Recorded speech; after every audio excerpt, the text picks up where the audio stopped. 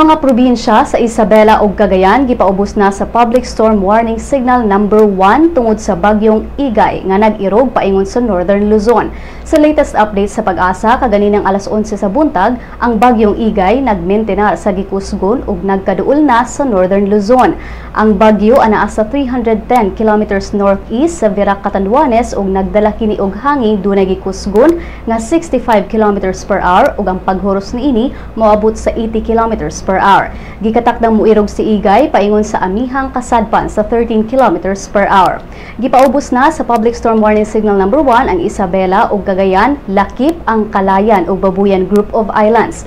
Makasinati ang mga lugar og 30 to 60 kilometers per hour nga hangin nga posibleng makaguba sa mga balay nga ginama og light materials. Posibleng maibot sab ang mga pananom nga saging ug makabali og mga sanga.